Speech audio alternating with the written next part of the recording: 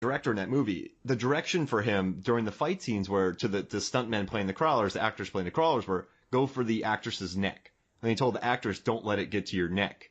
So in these fight scenes, they're really primal. And these things are just, they don't want to mess around. They don't want to wrestle with you. They don't want to kidnap you. They want to rip your throat open and then eat you. Like like when I saw that for the first time, those creatures were so primal that it just got me. Yeah. I watched that movie once and I have refused to watch it again, even though I think it's a fantastic film. I had nightmares for weeks. They're just, all right. So as much as I think there are some monsters that are elegant, right? That have been created. I had one in my mind, but I forgot. Just like this elegant, like monster killing machine. But these things are just, they slip and they fall and they don't know how to fist fight, but they just want to go for your neck. There's something really scary about that. You know what I mean? They're overwhelming. It's like the idea that if there was one of them, you could beat them, but there's 20 of them and there's no way. And just be the worst death because they're just scratching at you. Oh, yeah. So I also wrote down an animal that I think that I could 100% beat in a fight. Which one? A jackalope. What's a jackalope? It's a jackrabbit with antelope horns. Man, I'd be terrified. They're so small. I figured I could kick it before it gored me. Just get some work boots. But I tell you what, though, rabbits have been pretty evil in cinema. Yeah. What if it's like the Monty Python rabbit? Well, then I'm dead. Run away! It's going to happen.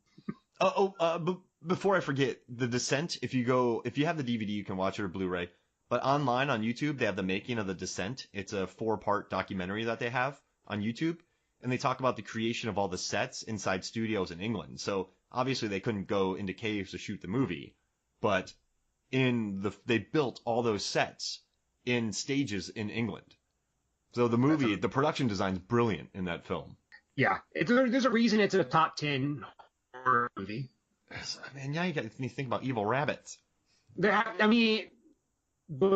movie coming out with a guy from Hereditary with rabbits in it, so you can see some of those. And Us had rabbits in it. Yep. There's a rabbits horror movie. Jeez, and Shea Serrano of The Ringer wrote a post about evil rabbits. I need to go back and read that thing. They're always a pain in the butt. Jeez. All right, so any other things you want to touch on about Willow before we get out of here? No, other than I absolutely love this movie and you should go watch it right now. I'm glad we got to talk about it because this movie, I've been watching this for like the last month or so. We've been planning on this, so I've watched it multiple times, and I'm finally glad that we got to get it out of us. Yeah, I was cheering on my couch. This is not a joke. And like what's crazy is like I watch a lot of movies for just because I enjoy it, but also because I have another podcast. So I'm like watching movies for that, and then I'm watching movies on my own, and I've gotten to this phase where I'm feeling very this sort of blah about film. And I watched this movie, and I was like, yeah, this is why I like movies. Oh, I remember now. Yeah, you know what? You're right. When you watch so many movies, that's why it's kind of cool when you see one that you just really embrace, right? Yeah. And this is definitely one of them. Hey, do you want to promote your pod before we get out of here? Oh, yeah, that's a good idea. So I co-host Award Wieners. It is a podcast about Oscar-winning movies and hot dogs. What we're doing is going through every best winner picture. So there's 91 of them, and we have around 43. The next one is going to be Green Book, coming out in about 2 weeks. Is Green Book – I haven't watched it yet. Is Green Book as bad as everyone says? I really dislike that film. Oh, wow. Yeah, I greatly dislike that film. I'm going to couch that and say that Viggo Mortensen and Mahershala Ali are great actors, and if they weren't in that film, I think it would have tanked. So all right, lesson learned. If you have a subpar movie, cast those two guys because they'll make anything good.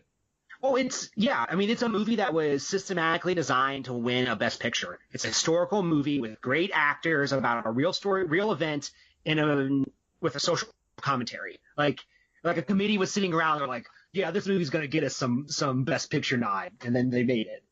I got it. Yeah, so I haven't watched it yet. I just haven't gotten around to it because I've been working on other articles.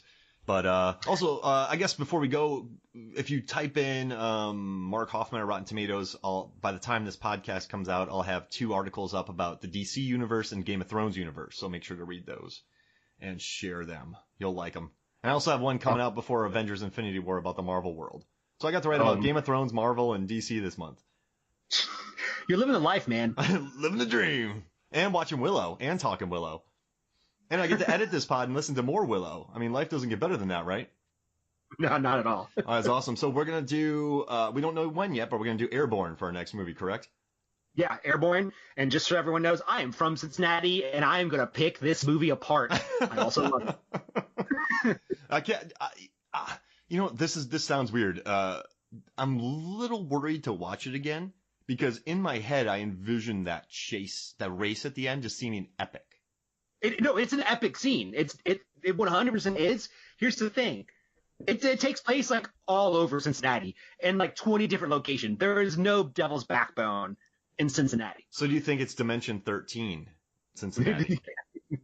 You're going through portals? How many portals does it take to get down Devil's Backbone? That's the question you need to answer. Oh, that's fun. Let's look into that. All right, cool. Hey, so this was a lot of fun. So thank you. So for me, Mark Hoffmeyer, for David Cross, this is Movies from the Flicks. See you next week.